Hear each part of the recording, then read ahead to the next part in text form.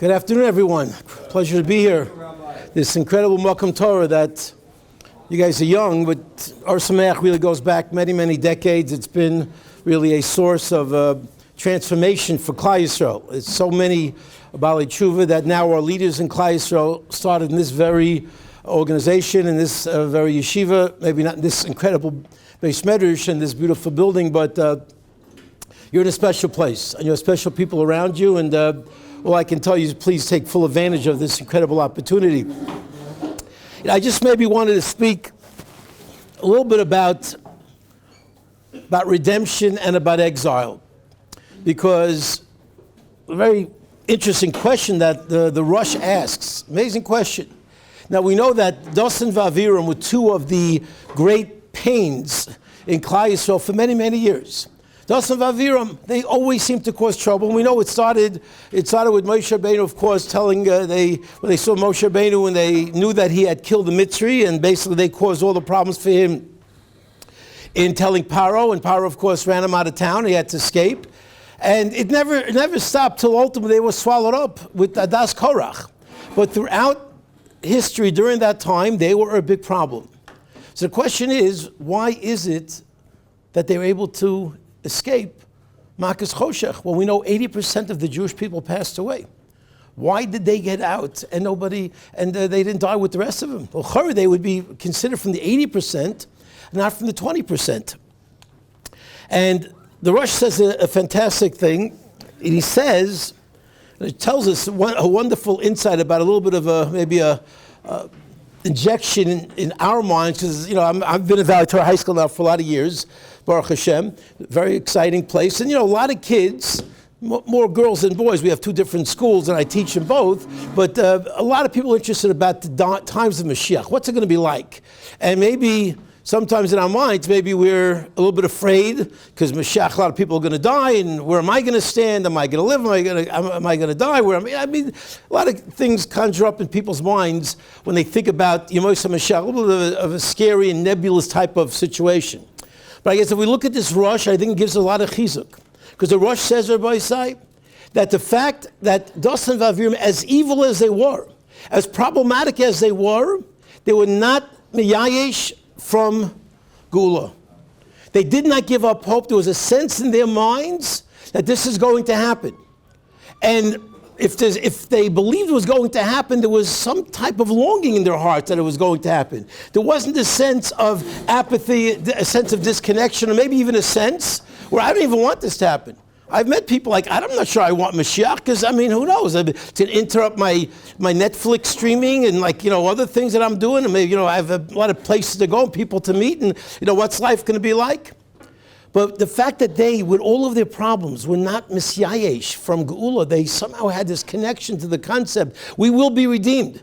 Oh, well, maybe right now I'm not the greatest guy in the world, but I'm part of the group, that 20% that believed in Geula, and that yearned for Geula, and that wanted Geula, that allowed them to be saved.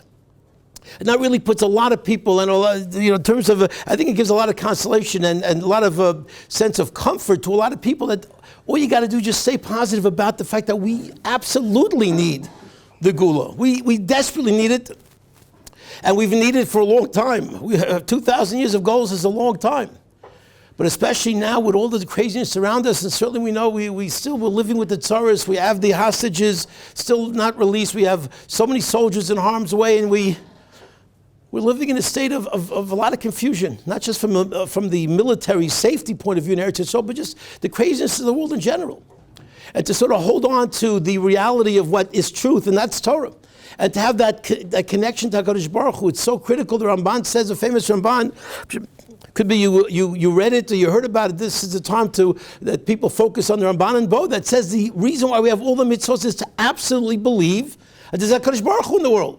What seems to be maybe step one before we do the mitzvahs, according to Ramban, is the reason why we do the mitzvahs. Every single time we do a mitzvah, it reinforces this idea that there's a God in the world.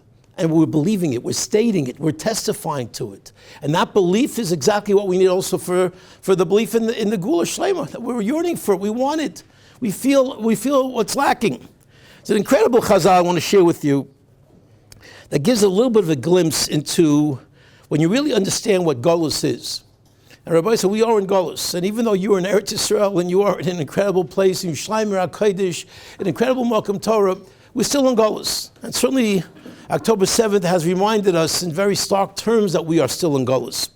But let me share with you an incredible Rashi, which I think teaches about Golus, also teaches about sensitivity, about relationships and how far we have to go in our relationships with another Jew. And again, being here, being in a dormitory, being around guys all the time, you have that constant test of, stepping up in terms of sensitivities, in terms of being nice. Sometimes it's a challenge. Sometimes, we get confronted with different situations. But there's an amazing Rashi at the end of Bereshis in Parshas Vayechi. And Rashi says that when Yosef came for the brachas to get brachas from Menashe and Ephraim, before he got to that point, Yaakov says to Yosef, I have to share something with you.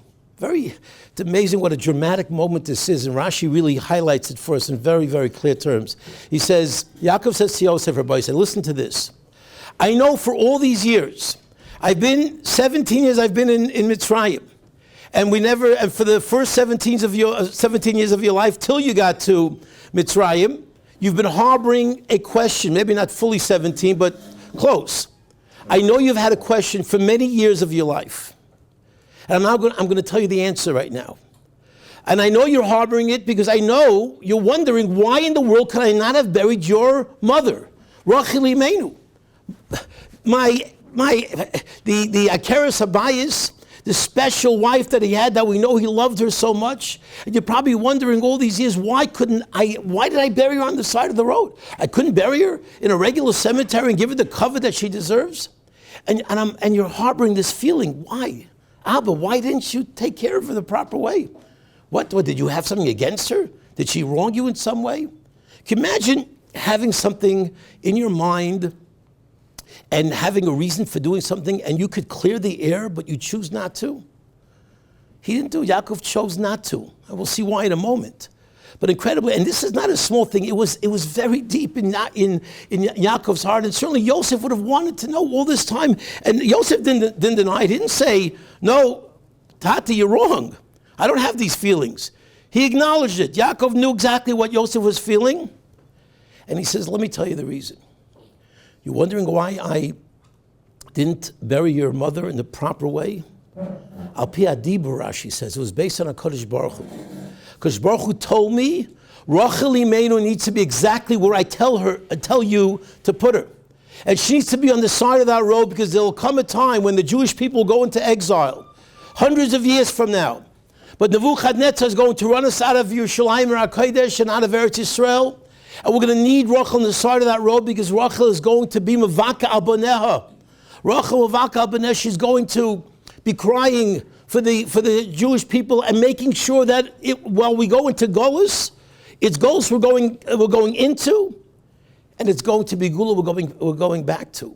Because famous Chazal, which we don't have the time to go through right now, but the Chazal, HaKadosh Baruch Hu was not sure how he was going to decide what is the fate of Klal Yisrael. We went down to a pretty low level. And it was Rachel's tefillos that allowed HaKadosh Baruch Hu to say, okay, you know what? I'll settle for Golus. It won't be a worse fate for the Jewish people. But you will come back. And Rachel Mavaka B'neha, it's her tefillos that not only will be there to support the Jewish people into Golus, to make sure they don't fall apart, but she will also be there on the way back to allow them to come back into Eretz Yisrael. So I just want you to know, my dear son Yosef, you want to know why I didn't tell you? You want to know why I did it? I did it because of HaKadosh Baruch Hu. And because HaKadosh Baruch Hu told me, and because your mother is arguably one of the greatest, maybe the greatest woman in Jewish history. Rachel Mavaka B'neha, she's going to bring the Jewish people back, and it's her schusim that allowed us to be saved. What an incredible, can you imagine hearing that as a son, how special your mother was? How she was literally the source of HaKadosh Baruch Hu telling Yaakov Avinu, bury her right there on the side of the road, where they'll pass and they'll see her and they'll get the fortitude to be able to continue. Oh, amazing. And the Guri Aya asks an incredible question. You wait with this information till now? This is something you would have wanted to told Yosef years earlier. Right when it happened, Al Pi HaDibur, give him the sense of comfort to know that I love your mother. I would have never done that on my own. But HaKadosh Baruch Hu said this is what has to happen. Why not tell him earlier? And the Gur Aryeh says something which I think really puts the understanding of Golus in perspective. Amazing thing. And he says he did not want to give Yosef the pain of knowing there'll be Golus. He did not want to give Yosef the anguish to know there'll come a time that the Jewish people are going to leave Eretz Yisrael. Golus. I can't bring him that information sooner. I can't give him that pain sooner. I have to tell him before I die. Before I leave this world, I have to tell him, says the Gur Aryeh. But Dayat Tsar B'Shaita, he says. You gotta only tell him when you have to tell him. But to bring pain to a person earlier, can't do it. What an incredible Gur Aryeh. On two fronts, there's such pearls of wisdom in this incredible Chazal. Because on the one hand, we are being told that even though Yosef was going to hear about how great his mother is, and even though Yosef was going to hear how his father truly loved Rachel and there was no problem in the marriage whatsoever, with all of the unbelievably uplifting messages of that report, the overriding message that Yosef will receive, Golus. There's going to be a Golus. Oh my gosh. How can that be? The horror and of knowing Klal Yisrael is going to leave Eretz Yisrael, that would be the ultimate feeling that he would walk away with all the good news that he's getting, with all the news that Rachel Avak Abano, all the news that Yaakov truly loved Rachel. But the overriding feeling is the pain of Golus. That's Golus. Rabbi say it's a challenge for us to feel it. You know, there are special people who can sort of sense what Golus is. October 7th was just the saga every single day of what we're going through, what Klal Yisrael is going through, the terrible anguish that we're going through, the reports that we still hear, Rahman al-Litzlan. It reminds us that we are in Golus. But it's challenging. It's challenging to understand and feel that pain. Here, Yosef HaTzadik, hundreds of years before Golus was going to take place, for him it would have been too painful. And Yaakov could not bring that pain to him, even though he had very good reason. And certainly you don't want your son having any types of questions about you. Doesn't want to, he wanted Yaakov to be able to have he wanted Yosef a time against him. But despite that, I can't do it. I can't bring pain to a person. So this is on a double level, the clarification of what truly Golus is when we truly understand it fully. And the sensitivity we have to a fellow Jew, not to cause another Jew pain. An incredible thing. I'll share with you an amazing story. This is a very well-known true story about two very special rabbis, and they ended up becoming both Rosh Yeshivas. But it's a story about Reuven and Shimon. And the story is that a fellow big Talmid Chacham, one of the Gedolei Hador, walks into a very prestigious, well-known yeshiva back in the 1800s. He says, listen, I have an amazing daughter. You know who I am. He tells the yeshiva, I need your best guy. I need your best guy. My daughter is amazing. We're looking for a shidduch. You know who I am. We want somebody who's going to be somebody special in the future. Who do you recommend? And the yeshiva says, I have two great superstars. And I'm just going to pick Reuven and Shimon, even though I don't think those were the names, but these were two people who we know. I don't remember exactly who they were, but they ended up becoming Rosh Yeshivas, Gedolei Olam in their own right. Listen to this amazing story. And the Yeshiva says, I have somebody for you. He's wonderful, he's amazing. His name is Reuven. Fine, we'd love to meet him. He meets him, spends time with him, learns with him, sees his midos, sees his learning, his lumd is fantastic. Baruch Hashem, the boy and the girl go out for however long they go out for, and mazel tov, they're getting engaged. As engagement goes on, they're getting closer to the wedding, Reuven sees it's not the same. The spark is gone, and something is going on with this kala that should not be going on. And he figured it out. Again, these were very smart people. He figured it out. He figured out that she heard that while Reuven is a wonderful fellow, Shimon is really better than him in learning and really was the top guy in the yeshiva. And she's thinking that she settled for number two. And he does not want to go into a marriage, and he tells her, listen, I understand. I respect your feelings. I see you're not excited about this the way it should be, and I respect it. Let's call it off. No tightness. I have no complaints against you. Let's call it off and go on with your life. She appreciates it. They call it off. They call it off. And sure enough, she goes out with Shimon, and she ends up marrying Shimon. And like I said, both of these people were great people who are well-known gedolim of their time. Years pass, the ladies married to Shimon, and an opportunity comes by, and somebody calls a yeshiva and says, listen, I am starting a new program, a new yeshiva. This is all going on in Europe. I'm starting a new yeshiva, and I need somebody very special to give a top shiur for top bachurim, and we're going to be able to attract, and this is literally a position people would give the right arm for. So I need your top, I know you have the top people around. Give me somebody who you recommend for this position, and we'd like to meet, and we'd like to maybe hire him. So the yeshiva doesn't have to think too long. This fellow, Ruvain, and who's already married at this point, this fellow Ruvain is a perfect guy for you. Perfect person. So the yeshiva comes in, he meets Ruvain, talks to Ruvain, super impressive meeting, and he says, based on the meeting, we want to offer you a position. This is an incredible position. We'd love for you to take it. You're the right man for the job. And the yeshiva thought for sure, yeshiva recommended Ruvain, he thought for sure he's going to take it. Let me think about it.